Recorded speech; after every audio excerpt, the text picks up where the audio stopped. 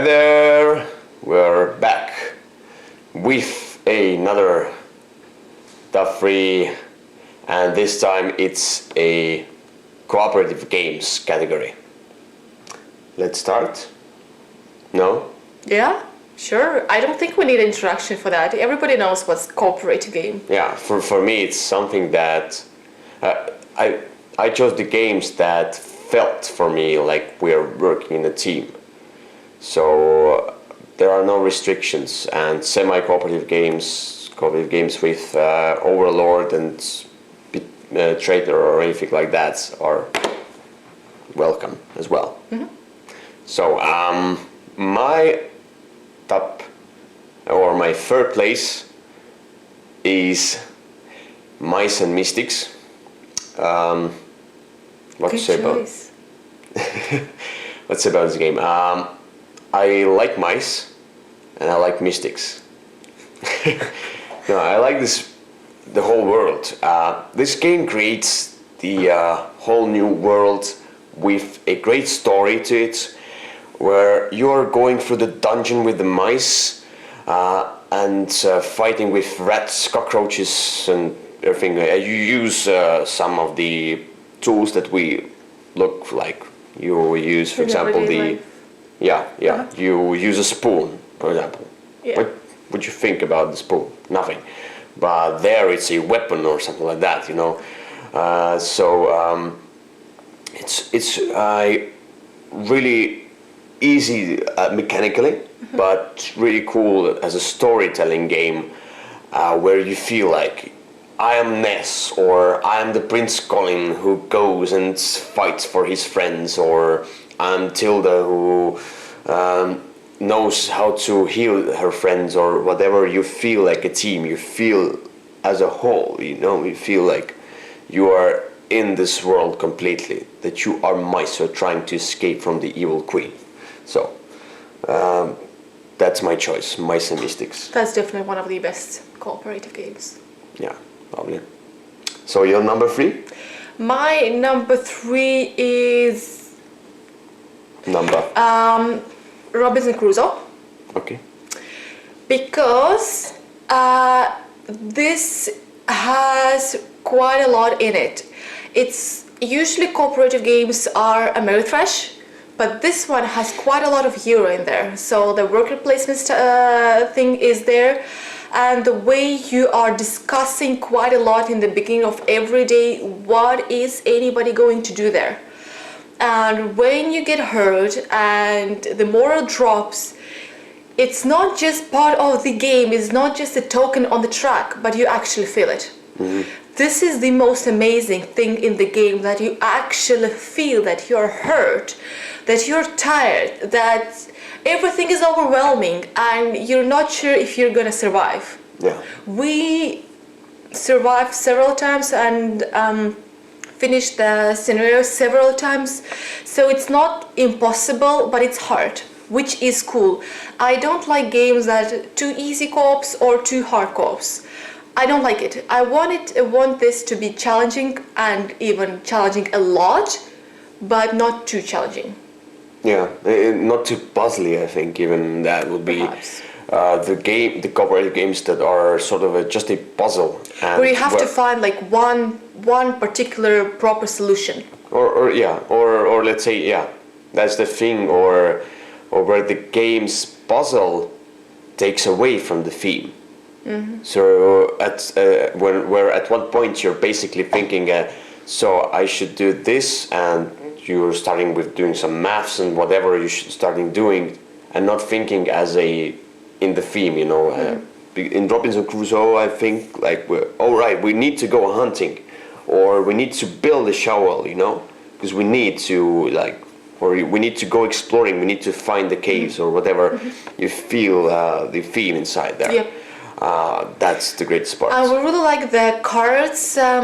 Adventure cards or whatever. Yeah, so we used to cover the bottom part and just read out the upper parts. For example, you find berries. Will you eat them or will you not? So it's up to you, and you don't know.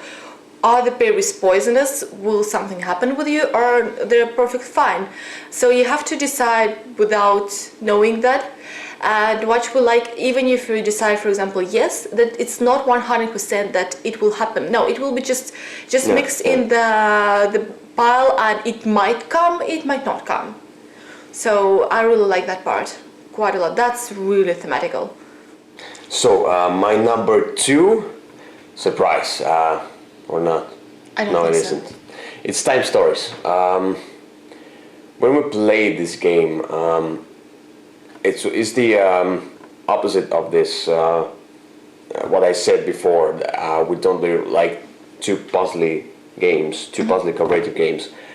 This one is a puzzle, but where The puzzliest. yeah, but where the puzzle doesn't take away from the theme, where the puzzle is in the theme that much, so the theme is great. You feel that, you feel the characters, you feel everything, and it's one of the best storytelling games I've ever played so far. It tells the story, it tells everything, it tells you.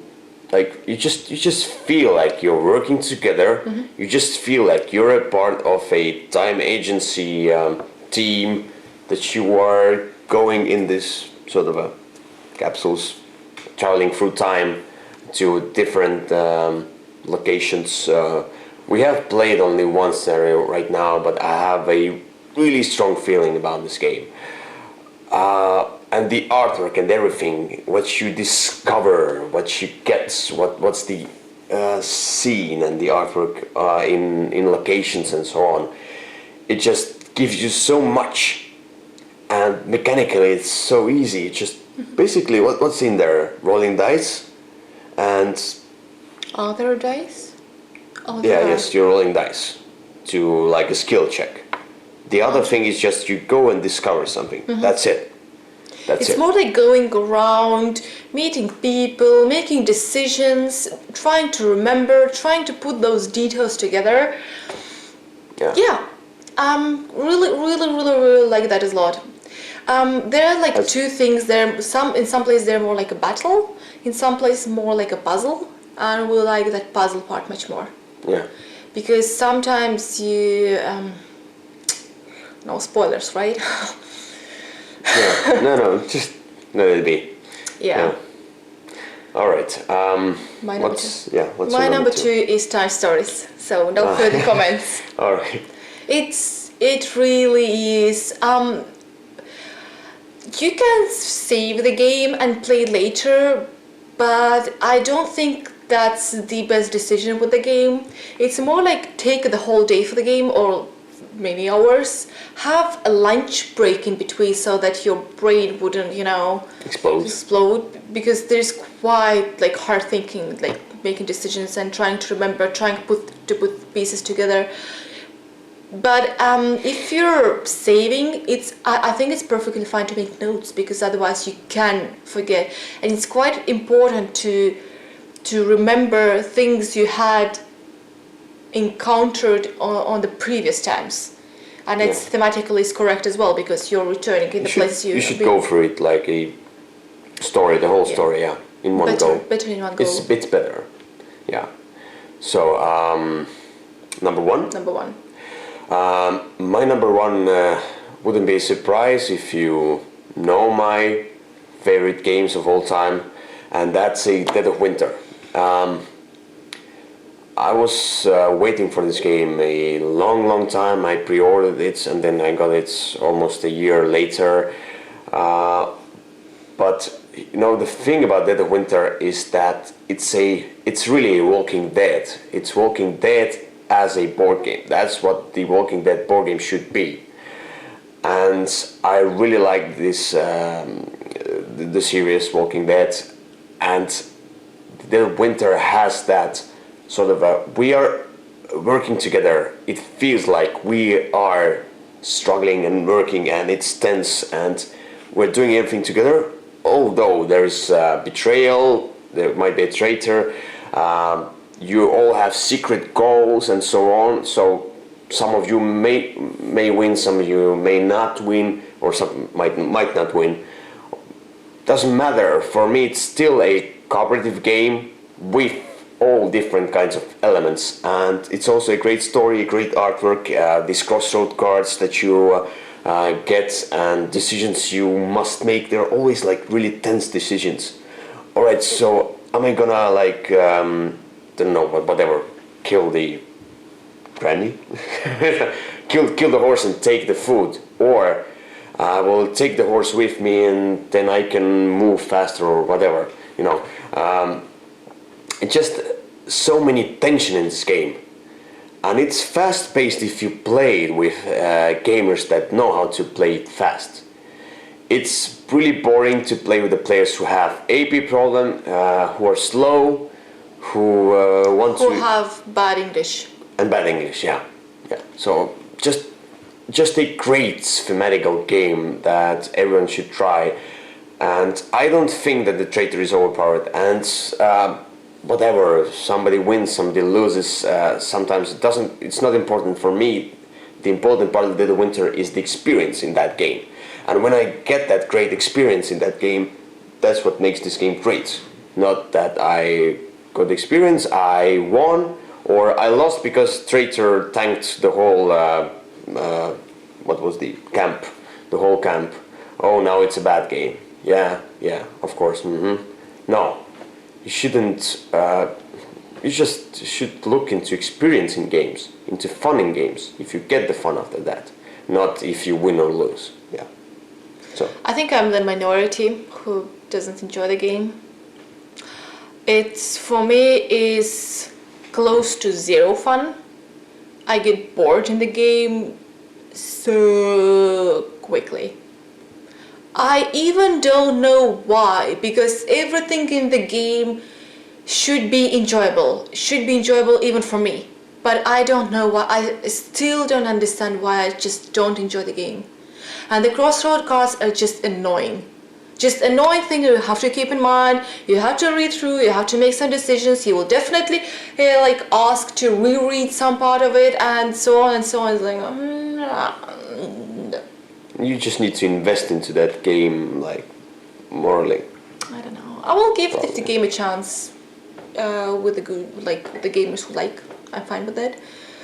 Yeah. One more chance. Yeah, with your sister. Yeah, and my sister is, and her husband. Her husband. They are great. I think it's a great pair. And with the app.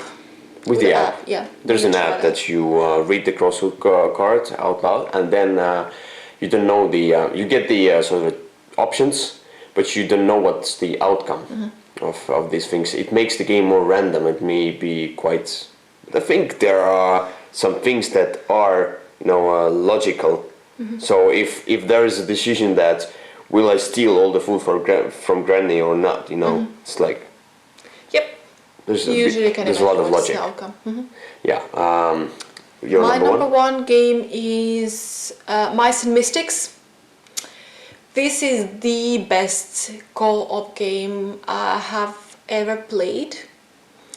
This doesn't have so much in it like the Robinson Crusoe. It has really, like Ilja already mentioned, this has really simple mechanics. Some people don't like the game because of that. So it's roll dice, move around, roll dice, combat. But the main thing is in the story. What I like so much, and I like how they put in each chapter something special, like the spoon or grape or something else. So it's like, I really like how you use those like everyday items in the game. I remember there was once this is a game where you have lots of stories to tell later. Like, oh, I remember there was that part. You remember, you have fun, you recall the things in the game. So this is where we had once the game, for example, we were almost half dead, so we captured with all mice except one, and she was almost, I think it was Tilda or someone, and she was almost dead, and there was a cat. So I thought, like, okay, we can finish it all, because come on, there is no chance for us to win the chapter. But I mentioned, no, let's just finish this, just like lose properly, not just like lit in half, and we actually won. That small half alive mouse actually managed to beat Yeah. I don't remember. There was a what lot the of name, the luck cat. involved, but Yeah, but still, it's a good thing. yeah, lots of good stories. It's you actually feel, although you have the chapters there, you actually feel how you are building the story. You feel, I don't know, I just love it. I really enjoy it. And it's the That's game, a good thing. yeah. True. If you really enjoy the game, if you're into the game Yep. that much that you can say that you love the game. I have seen people who say they love the game, but I think it's a strong opinion, a strong word to say about games. The games that you love should be like whenever like I'm sleeping, and during the sleeping I can take this game out because I so much love this game, take it out and play. Well, that was No, weird. I'm joking, yeah. But the thing is that, for me, if somebody says he loves the game, that means a great passion towards the game. I mean, in the game. sense, Yeah, I really do love the Mice Mystics. Great. I don't know. There's lots of people who tell that the story is childish. Okay, well, you can imagine, the castle, the bad queen, fairy tale, people turn into mice. Who doesn't like it? Why It not? actually doesn't No. feel childish when you play. But it's... I think most of the people watch the animated films as well, Yeah. like How to Train the Dragon or whatever, Yeah. the other films, Why and not? Minions. These are childish, these are animated movies, whatever, these are childish. No, you all watch them, I'm sure. So that's the same with Mice and Mystics. So let's go to the friends picks here for cooperative games. Here Kyle says that his cooperative favorite game is Sentinels of the Multiverse. And he says, although the game is incredibly fiddly and full of bookkeeping, the game creates fantastic story moments. Now, with nearly endless possibilities of heroes, villains, and environments, this game is an epic story waiting to happen. We had this game, we had several expansions, we played this game. It is fiddly regarding +1 to the combat, -1, +1, -1, whatever. Oh, this environment destroys you if you do that, and this thing doesn't work because you strike it with the fire weapon. And the thing is that, when you have like the villain and the minions, you have to check, okay, this is done. This is next, this is done, this created this one, so it does that. Okay. Yeah. So, and then there's this one, so that killed the game for us.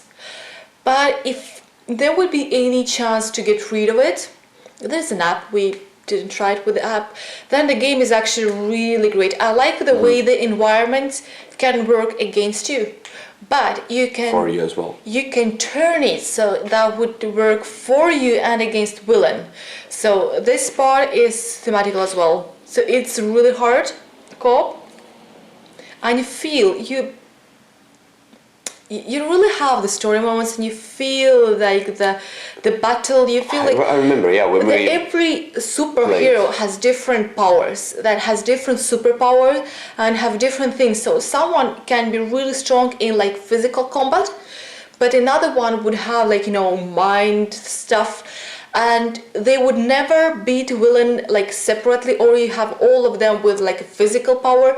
But it's really good how you have to combine them when one has to send some I don't know, helping forces to another one to help that out. So the interaction between feeling of team, yes, the team and the interaction between the players and superheroes is so great. Thank you for letting me finish. When we played with with one of our friends, we played a free-play game.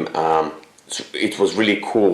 He had really cool power, but it all depended on what cards he's gonna get, what combinations he's gonna get in his hand. And so I remember where we struggled too much against the villain, and I think we were injured, or sort of not dead. It means injured when you cannot participate in the game. Like You're like injured and you cannot participate anymore. And he was the one left. It was it was so tense. and he got the right combination of cards, and he's just finished the villain like in one shot there with a big card there. So, and we won. We barely won. He had like 3 lives left, so life points. So it was just created really great moments in gaming. Yeah, it's a beautiful game. It has interesting artwork. And what's cool about this game as well is that it's not Marvel, it's not whatever the DC or the other universes. It's in its own universe. It's unique. It has the unique superhero theme, superheroes inside this game. But I feel like that each superhero is like thought through, and they have the backstories of them, and they're so like the artwork in them is so like you feel like okay, they're existing like the famous existing superheroes, but they're not. But the way they are created, it gives the feeling. So let's go to the next one. Great game. Margaret or Maggie Butt says she said that she doesn't really like cooperative games, so it was really hard to pick something for her. It was hard, but she picked Terra Mystica. That's not really cooperative game, but let me tell you what she thinks. She says, I find Terra Mystica to have a most interesting cooperative element. Sharing power is so important that players must build next to each other. You have to trust they'll allow you to build out a little, but not get so comfortable that you allow them to cut you off from expansion. Yeah, probably there might be, why not? There might be a really cool, interesting cooperative element in this game. We haven't played this game. Yeah, so unfortunately we can't comment. Only we normally just we skip the German style Euros all the time. Yeah. We like Euros quite a lot, but just not. They must be beautiful and interesting looking at least, But whatever, Terra Mystica might be a really great game. Just don't know. Quite sure it is. So the third person, Jeff, says that his favorite cooperative game is Pandemic Legacy. Surprise, surprise! Somebody mentioned, at least. He says, much has been already said about this game and how polarizing it has been in the gaming community. For me, a game that morphs as you play it while offering a unique experience for its players cannot be overlooked as a must-play. The throwaway aspect of it does not bother me at all, especially when I may play it at least 12 times. I can only count of one hand the amount of games that I may play that often. The cult of the new is hard to overcome. And here he's right. People are complaining about, I can only play this game 12 times or whatever, 16 times. How many times? Once. Yeah, I think many gamers who are into that cult of the new and buying games constantly, they're not playing many of their bigger games that much in a year. It's like, and if you still play something, you play a really good game 10 times in a year. That's great. That's really great, in my opinion. Maybe there are some gamers who don't have that many games and they play, of course. Or they have. But most of people who complain, they're into cult of the new and they're just complaining just to complain. Because really, indeed, like there was even a fact. There was one of the complainers mentioned that he's like in top. He's like the games that he rated with 10. He played only once or twice during the year. So come on, guys! Like seriously. Yeah. But it has like the legacy games give you so unique feeling. We don't really know. Different. We haven't tried. We have tried the legacy style games, not Pandemic Legacy, but like legacy style games. What games? Like time stories and actually Mice and Mystics is a bit as well. It's still right. we still know what that is. I will argue about that one, but whatever. Pandemic Legacy, we haven't played this one. We had an opportunity to get this game and to play it, but we decided not to, because with all the cult of the new and with less time, that we have to play games, I think we will not play this game 12 times through in a short period of time. And I think playing 12 times in... That wouldn't be 12 for us, definitely not. Yeah, let's say for us it will be 20 games, Yeah. let's say. We haven't played Pandemic because it's a puzzle-like cooperative game. We somehow skipped it. Yeah. The theme doesn't bother us, Theme's good. Theme's good. Yeah, I don't know, theme doesn't interest me. That's what I meant. So I'm really looking forward to Legacy games. Pandemic Legacy doesn't give me that feeling that I should try this game, even with all the bugs. Just whatever. There are so many other games that I can play that sometimes it's okay to skip a great game, We are looking forward to Seafall as well, so we'll play that. So these were the picks from our friends. Big thanks to them, and we'll see you next time with another video. Next time it will be worker placement games. So, see you. See ya! Bye bye.